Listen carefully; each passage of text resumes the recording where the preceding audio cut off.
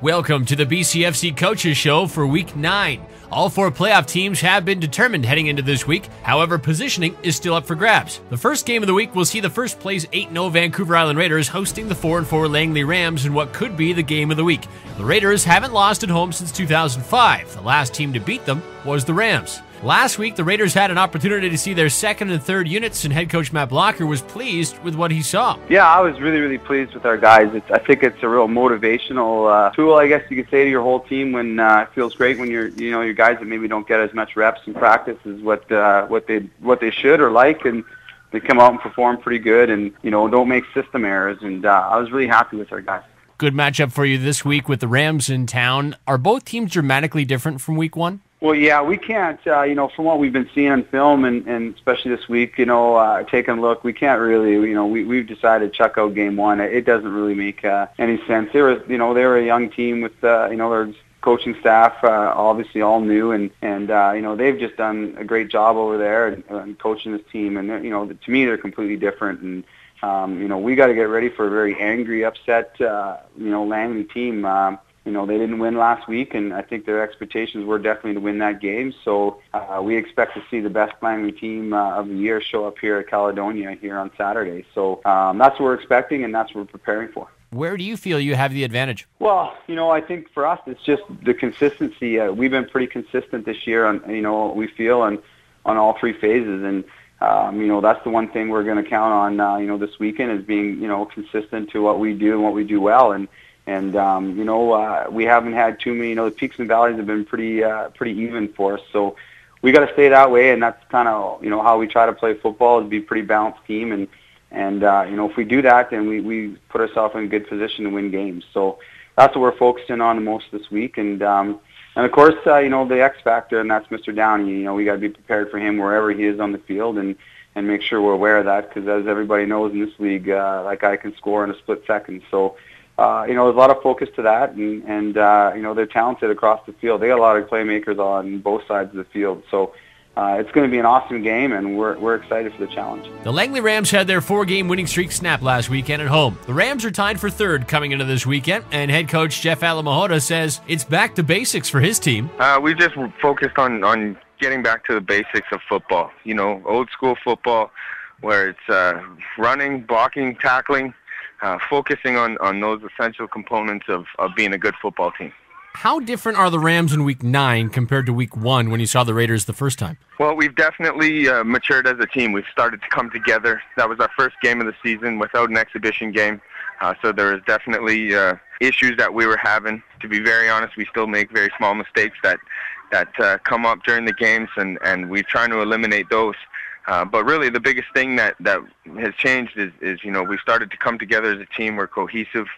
We play for each other, and those are the things that I think we kind of preach on most, especially as a new team coming into the season. If we didn't start gelling and start coming together, we wouldn't have had a chance. What is the key this week? The key is, it's multiple things. It's not just one thing. A couple of keys is to be able to, keep the ball out of Jantz's hands. He's a great player.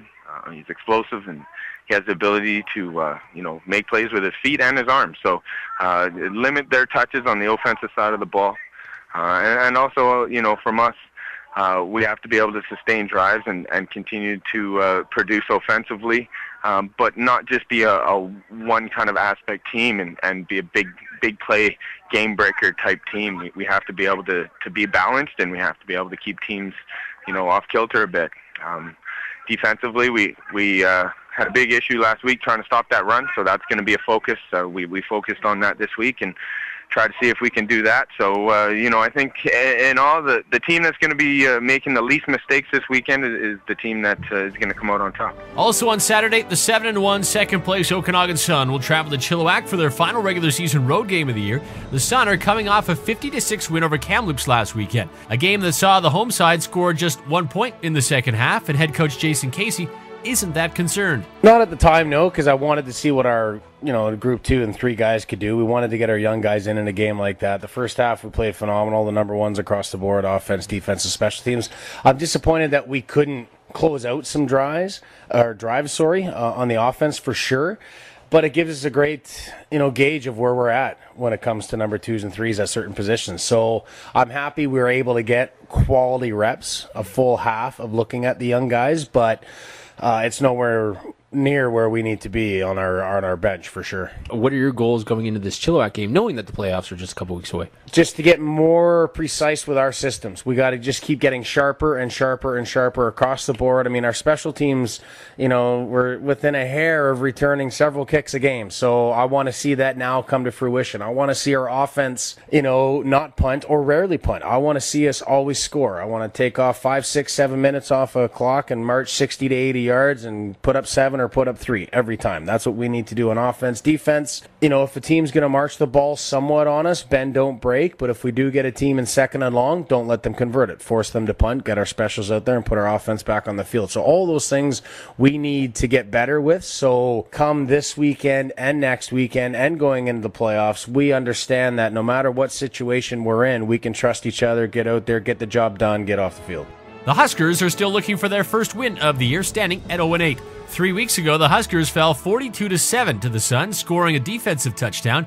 Head coach Luke Atchison says his players are ready to face the Sun again. Yeah, they are. And we're looking forward to being back at home and playing on our home field on the grass and in front of our fans and friends and family. So they're looking forward to it.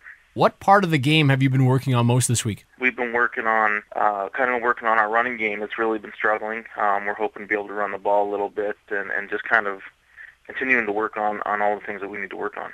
As the season winds down, how would you describe this group of young men on your team? If I had to describe these young men in one word, I would say resilient. Mm-hmm. We've been up against so much adversity this year, and between injuries and other things that have happened, and they just keep fighting. They keep coming to practice. They keep fighting, and we got a great group of guys here. We just need to build on it. You mentioned injuries. Are you going to get anybody back, anybody at all, for this week or next week? We're hoping to have Greg Paquette back, an offensive lineman who actually was injured in the last game against Okanagan. So we've had him out for a couple of weeks, and now we've got him back, hopefully for this weekend. That's probably the biggest one. Saturday night, the 4-4 West Shore Rebels, coming off a big win, will head to Kamloops to face the 1-7 Broncos. The Rebels are tied for third in the standings, and head coach John Cardelicchia tells us what the keys were in their victory last weekend over the Rams. Just all groups showed up and played a game. It's one of the first times this year where everybody showed up to play at every different position group, and obviously we ran the ball very effectively in the first half, but it was just a great team win. Coaches got them prepared, the players showed up and played a great game, and I'm really proud of them all.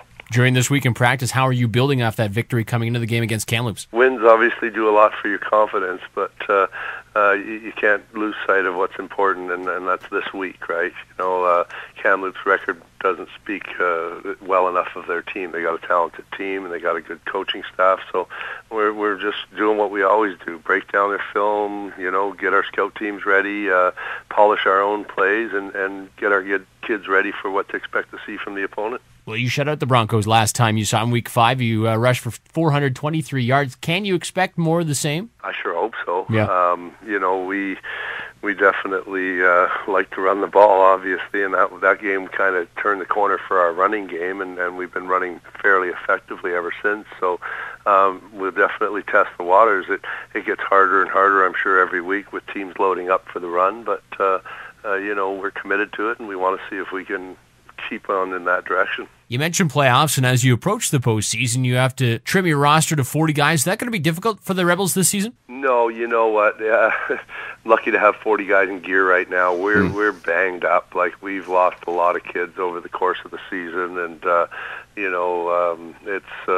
it's not going to be that difficult to do because we just don't have that many healthy bodies, unfortunately. The Kamloops Broncos were officially eliminated from the postseason last weekend following their loss to the Sun. Despite the loss, head coach Duncan Othius is taking positives away from last weekend, holding the Sun to just 1 point in the second half. I was, even though that we know that Kelowna had their second guys in there. They had them at the start of the third quarter, and we did as well, so we were very encouraged with our seconds versus theirs, and they put a good performance together with Steve Schuweiler had a very good performance passing-wise, and with his nice touchdown to Derek Yatchison.